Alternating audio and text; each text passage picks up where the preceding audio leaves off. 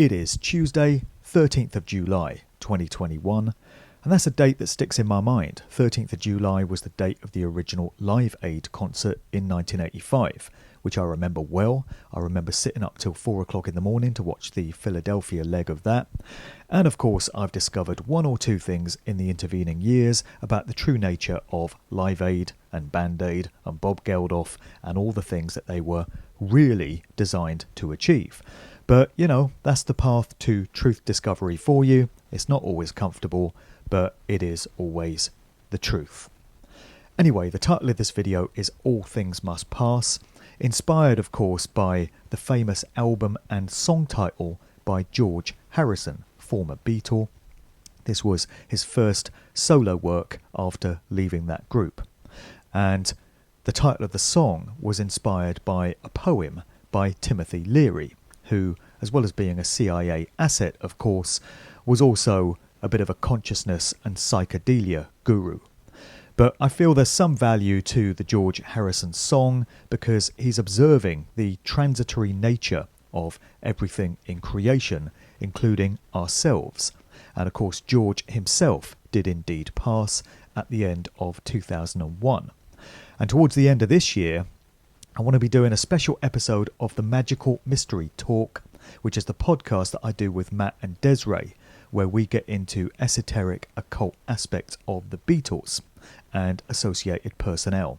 So it's only right that at the end of 2021 we do a show marking the 20th anniversary of George Harrison's passing and looking back at some of the circumstances that led to that, notably the savage, vicious attack on him at his home in Friar Park at the end of 1999, which surely led to his eventual demise in 2001. So watch out for that at the end of the year. I have just recorded a new episode of Magical Mystery Talk. It's the first one we've done this year, and myself, Matt and Desiree were getting into many topical current aspects of Beatles related material. So watch out for episode 6 of the Magical Mystery Talk on the usual podcast platforms and right here on YouTube, coming very soon. So the title of this video is All Things Must Pass, and this is a phrase and a sentiment and a maxim which has been coming across my radar, synchronistically or synchronistically, over the past few days. A few people have mentioned this phrase to me in email correspondence. A couple of people have said it to me. The one that also resonates with this is the phrase, "This too shall pass." And I think there's a reason why I've been hearing this phrase around so much recently, because it serves as a reminder that the experiences we're all going through right now will come to an end. It doesn't always feel that way. And I've commented many times about how this interminable shit show just seems to be getting dragged out forever. But I do remind myself from time to time that people that lived through the Second World War, including my parents, must have thought that it would never end. Imagine, this COVID nonsense started in 2020, and we're only in the following year right now. The Second World War started in 1939, so folk in 1940 or early 41 were probably feeling the same way that many of us are now. They would have been asking themselves, when is this ever going to come to an end? Will life ever be normal or sane again? It did come to an end. It took 6 years, and those people had to endure 6 years of suffering and hardship and trauma. But they came through it. Those that survived did. And we will surely come through this event, these times. Something else that's brought that to mind for me and reminded me of this simple truth is the fact that for the past 3 weeks, up until a few days ago, I've been suffering daily from the torture that is extreme IBS, irritable bowel syndrome. So anyone that's ever suffered from IBS will know what I'm talking about. It is difficult to explain just how uncomfortable this sensation is, but the best way I have explained it to people in my own personal case is, imagine if somebody got a studded poker and shoved it up your arse. and started twisting it around savagely. That gives you some indication of what extreme, uncomfortable IBS feels like. And it is triggered by stress. It's one of these physical symptoms that gets triggered by states of anxiety. And every now and again, I find myself plunged into it. I've never had it every day for 3 weeks before, and this was sheer torture. And there were times during this where I felt, I'm never going to get over this. I'm never going to feel normal again. This is never going to end. But it did. A few days ago, it lifted, and the past 2 or 3 days have felt like paradise and utopia compared to the painful situation that I was in every day for 3 weeks. And of course, everybody's going through something. This was the title of a great house dance record by Joyce Sims that I featured on my show, The Sound of Now, in 2019. She had a track simply called Everybody's Going Through Something. And I'm reminded of this every single day when I go through my email correspondence or I have phone conversations with people. Everyone in these times is suffering. Everyone's got their own individual situation that they're going through.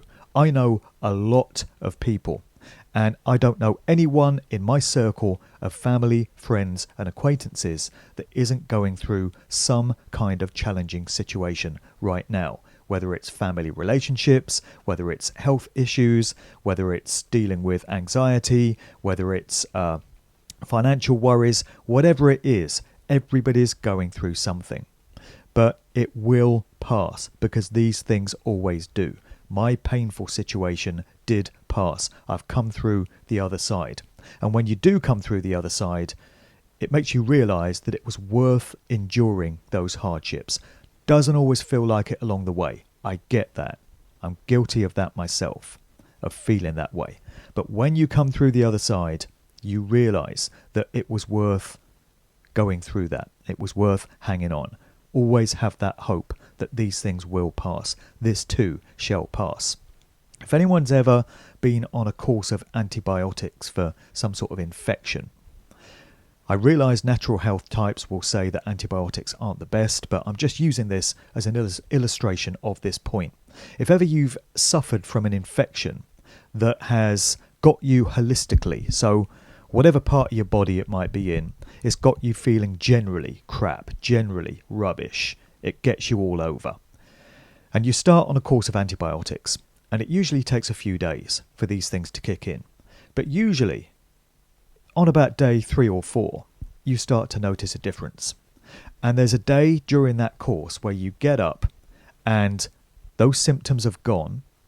You no longer feel generally crap and shit. You feel a whole lot better. And you feel so good that those afflictions, those ailments have gone, that you feel like you could go out there and run a marathon, because there's such a difference between how you feel right now and how you felt a couple of days previous. So it's worth keeping in mind that all these things do pass. And the current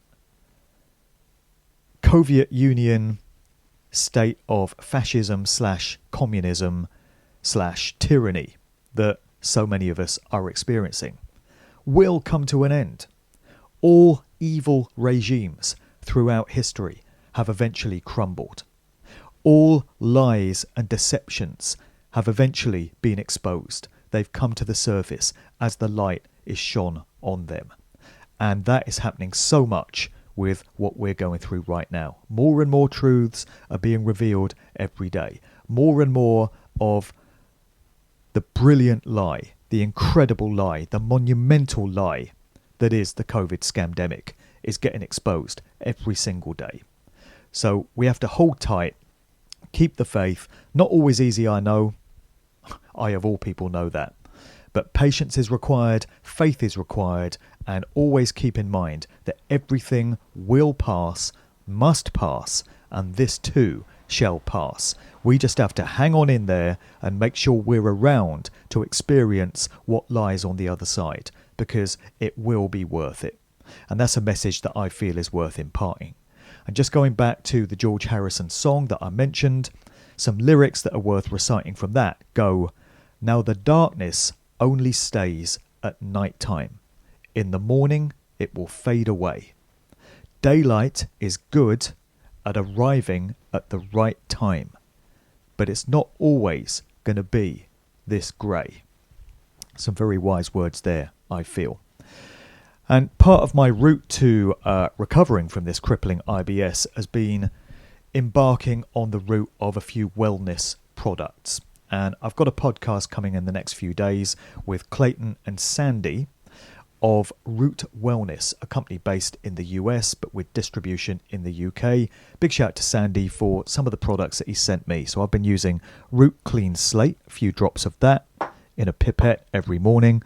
Also Wild Apan, this product right here, taken in conjunction with these defense capsules. And we also have some dietary supplements here from Root called Zero In. And this one is called Restore, which is sachets. So watch out for a podcast coming on that very soon. And a big shout to Sandy for helping me to recover from my ailments over the past few days through this stuff. Greatly appreciated. Now, I'm not going to comment on the football, mainly because I don't care about it. I'm probably one of only about 7 males in the whole of England that doesn't care about football, but there it is.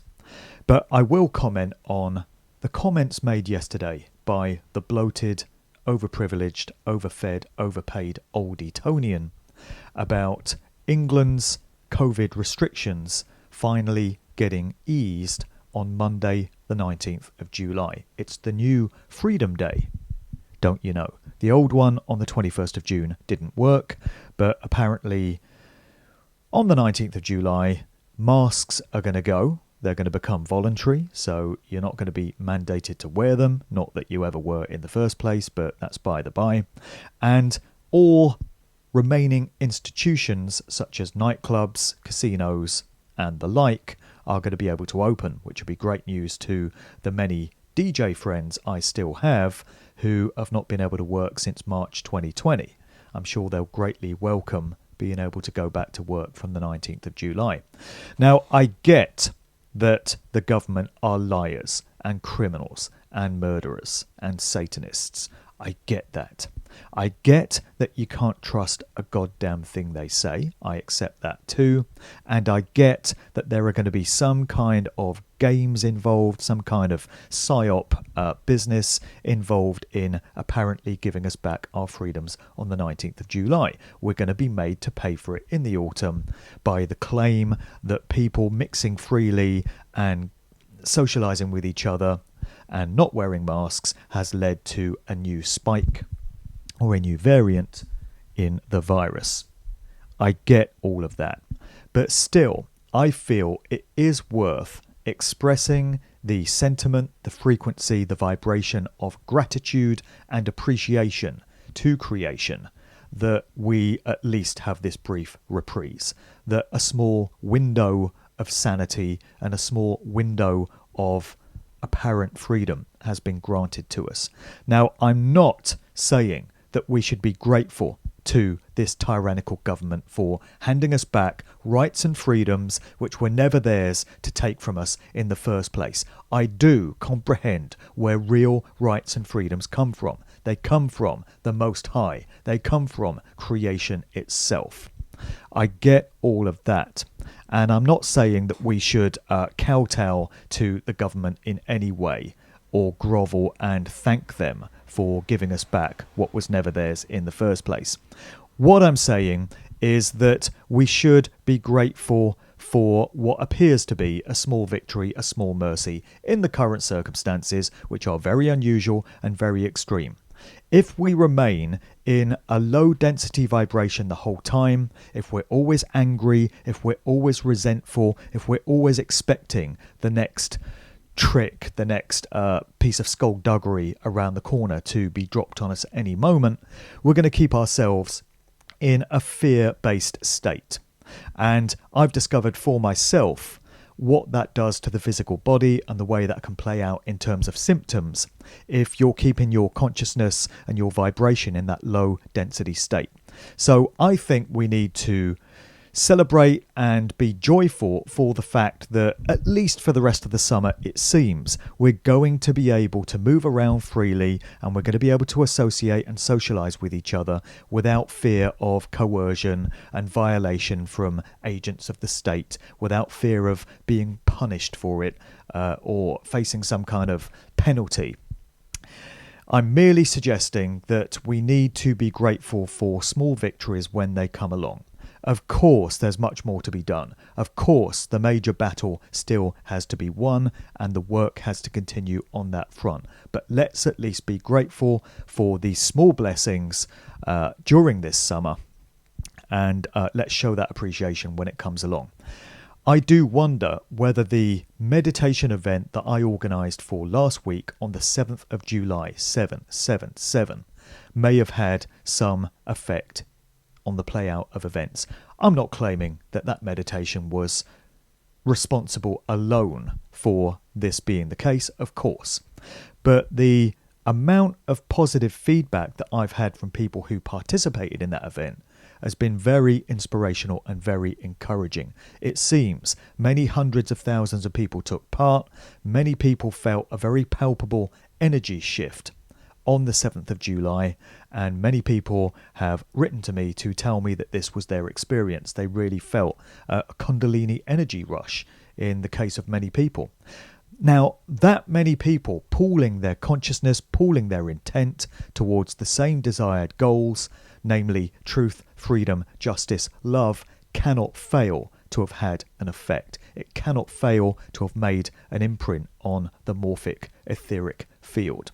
And of course, in an environment where truth, freedom, justice and love is thriving and prospering, then it goes without saying that lies, deception and evil cannot flourish for very long. They're just not compatible. The vibrations, the frequencies are not compatible. So the 7-7 meditation was something, as far as I'm concerned, which was very much worth doing. And I will be organising the next one for the 8th of August for 8/8. And in terms of the way things have played out, we were getting warnings in the newspapers, in the mainstream press last week, that the masks may still have to remain after the 19th of July, and nightclubs might not be able to open after all, and we might not get all these freedoms that Johnson and his fellow traitors had promised. And yet that's not the case. We are being told that masks can go. We are being told there's no limit to social gatherings, no limit to numbers. And of course there shouldn't be. Again, I get all of this. Let me not be misunderstood. I know that these are outrageous violations of our natural born freedoms that should never have been taken away in the first place. But I hope people get the message that I'm putting across here, which is occasionally we have to express some gratitude. Otherwise, we're going to be constantly in a fear-based state of anger, resentment, and all these other bad emotions that it's not good to be in the whole time.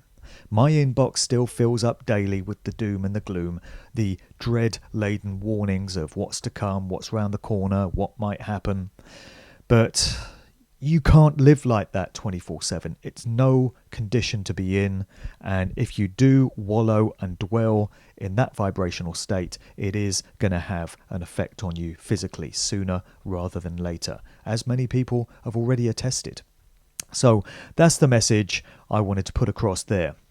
That being said, let me move forward to the announcements. There's no mailbag this time around. I'll hopefully read out a few comments from the audience in the next video, but I've just got a whole bunch of announcements to run through here.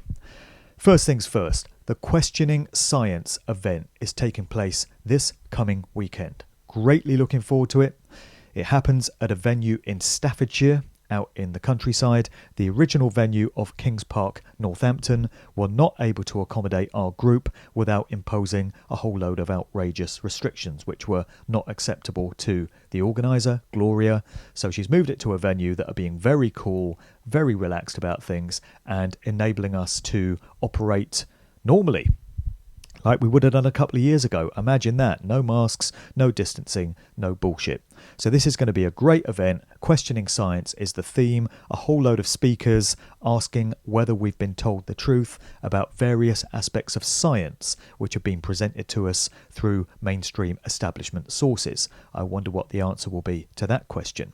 I'm giving 2 talks myself. The first one is going to be looking at the effect of sound frequencies and the concept of the weaponization of sound, and also sound that can be used for healing as the opposite of its weaponization. Then the second talk is going to be looking at many of these pointless, pathetic Z-list celebrities that have been wheeled out to prop up the COVID agenda. So I'm going to be calling out by name many of these individuals that have been pushing the official narrative, pushing the V's, the J's, and I'm going to be asking what it is that motivates them to do this.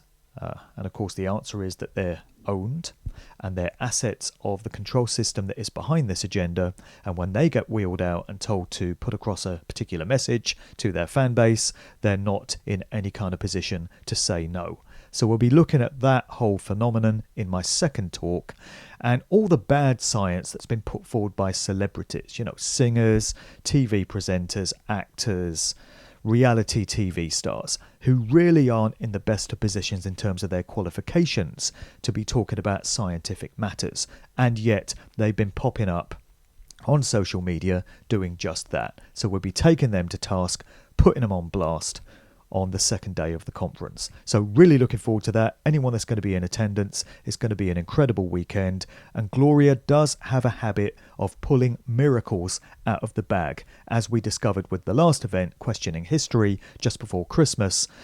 It's a miracle that that event was able to go ahead when England was in heavy lockdown at the time. But owing to, I like to think, creation smiling on us, it was able to happen, as is this coming one. And to my thinking, as far as I can make out, this is the only event of its nature that has been able to take place this year. And so there's going to be great value in being a part of that. There is another Questioning History event happening in December at the same venue as last year, down there in East Sussex, close to Hastings. So keep an eye on the website link for that, and I'll put that in the show notes below. Upcoming shows. I'm going to be recording one very shortly with Right Said Fred. Now, this is a group that I never imagined I would ever be talking to. I never imagined I would have a reason to talk to them. But as people might be aware, the 2 brothers, Richard and Fred, who comprise Right Said Fred, have been very outspoken about government responses to the current scamdemic. They've been very critical of lockdown measures. They stand in right action. They recognise natural rights and freedoms, and they recognise a tyrannical regime coming down on them when they see it. And there aren't many celebrities speaking out like that. Don't know if you've noticed. Did a great show with Danny Rampling a couple of weeks ago, who is a guy that definitely grasps all these concepts. Much respect to Danny for all the points that he made. And so I'll be chatting to Right Said Fred along the same lines in a podcast very soon. Should be interesting. Hope you'll take a listen to that. I've got a new instalment of The Sound of Freedom coming very soon. This is my conscious music podcast full of meaningful message music. And the show I've got coming up is a reggae special. It's all this good stuff being put forward within the reggae genre from over the decades. Had a great deal of fun putting that together. It's really good to dig deep in the archives and pull out many of these old tunes. So I hope people will take a listen to that in the usual places. The Sound of Freedom is hosted on Mixcloud. All my archives are there. The aforementioned Monday, the 19th of July, which is the date that we apparently get some of these freedoms back. There is a big event planned for outside Parliament in London, and as I comprehend it, this is going to be part of it is going to comprise a sit-in, occupy type event where a whole load of people are going to arrive on the 19th and they're going to stay at least until the 21st of July. I don't yet know the full details of what those events are going to comprise, and it might not be too wise for me to reveal them even if I did. But big things are set to be happening outside Parliament, at least from the 19th to the 21st of July. This is the period when Parliament prepares to go into recess for the summer. They don't come back until September, round about the same time as the kids go back to the schools. And it probably isn't a coincidence that the 19th of July is the date when we're getting handed back some of these freedoms, because of course the treasonous MPs themselves want to be able to live freely throughout the summer, go on their holidays, not have any hassle or grief themselves. They deserve a whole load of hassle and grief, of course, and hopefully they're going to get just that. But there is no coincidence behind these dates falling together on the 19th of July. So big things are going to be happening in London. And I put out a video the other week titled, "It's This Summer or Never."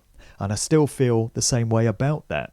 If we collectively do not put down this tyranny and these outrageous threats to our rights and freedoms this summer, while we've got the chance, before we get plunged into another lockdown in the autumn and winter, and I fully accept that's coming, I know it's in the plans, then we're never going to get another chance like it. So it has to be now. Somehow, some way, we all have to put our differences aside, forget the egos, forget the bitching and the backstabbing and the worrying about who should get the credit and the glory for what and who's doing a better job than somebody else. We collectively have to come together this summer somehow and find a way of making it happen for ourselves collectively. And we can come up with these options. It can be very difficult for one individual to know what needs to be done in a situation. But when you get a whole load of heads and minds together, then collectively we can get it done. We've got the power in the numbers, and we have to do that this summer. We don't have a lot of time. Let's get the job done. I digress slightly there. Then after the 19th, the next big regular London protest event is on Saturday, 24th of July, of course. And I feel that's going to be even bigger than the one in June. And if there's one in August, that's going to be even bigger than the one in July, because these things only grow exponentially the whole time as more and more people wake up and get pissed off and decide they're not going to put up with this crap anymore. So that's a process that is ongoing. That's pretty much all I want to say this time around. I will catch everyone after the Questioning Science event. I'll give some feedback on how that whole thing went down, but I'm greatly looking forward to being a part of it. It's going to be very therapeutic, I feel, for everyone that's going to be in attendance, because one of the main values of these events is also the sense of camaraderie and fellowship that you have with other like-minded people, and just the chance to be with them for the whole weekend, not have to watch what you say, not have to worry about, upsetting somebody by saying the wrong thing, because it's all free and open conversation. And that's a beautiful thing in these times, which is another aspect that the demons are, of course, trying to stifle and take away from us. We're not going to let that happen. Catch you next time around. Thanks for watching.